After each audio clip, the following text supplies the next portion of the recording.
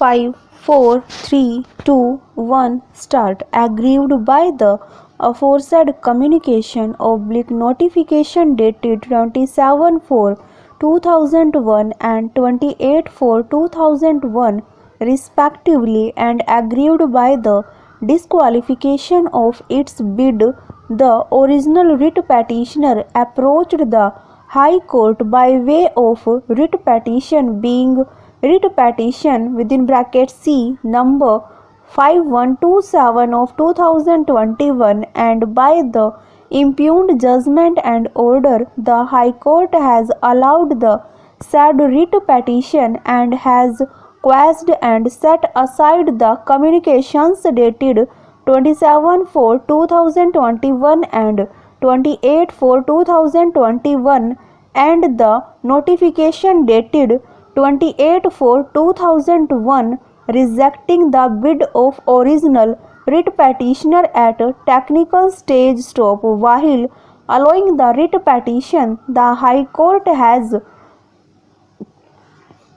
commented upon clause 28.1 and 42.5 of ITB and has observed that not to give reasons at that stage would be tantamount to depriving the bidders to approach the court and knowing the reasons for rejection of their bid stop. That thereafter the High Court has considered the reasons for which the bid submitted by the original writ petitioner was found to be technically non-responsive and has overruled the objections while treating the bid as technically non-responsive, and has observed and held that the bid submitted by the original writ petitioner was substantially responsive and that there was a substantial compliance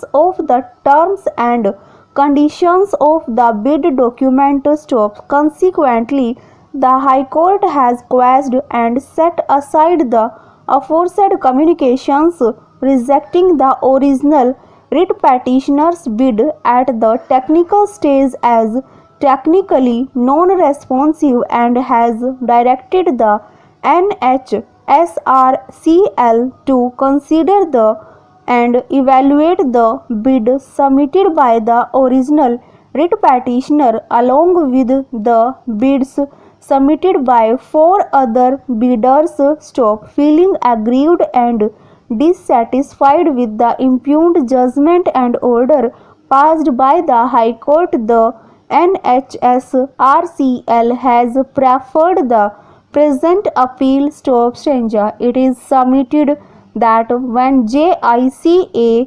JICC and the Technical Evaluation Committee took a conscious decision that the bid submitted by the original writ petitioner was non-responsive and was not in conformity with the relevant clauses of the bidding document, and therefore when the appellant acted upon the said recommendations technical bid evaluation report and rejected the bid submitted by original writ petitioner at technical stage, the High Court has materially erred in interfering with such a fair and conscious decision in exercise of powers under Article 226 of the Constitution of India. Stop. Stanza. It is submitted that considering the special peculiarity of such foreign sovereign funded development contracts, which can be envisaged and exist only due to the availability of the investment and willingness of the foreign sovereign country to finance such infrastructural project, the said contract assumes the characteristics which are more of private in nature rather than being a full-fledged public works contract oblique government contracts where the government of India is the sole authority of funding and implementing the project, and in which the element of public law and judicial review parameters are applicable to in its full vigor. Stop. It is submitted that being in the nature of an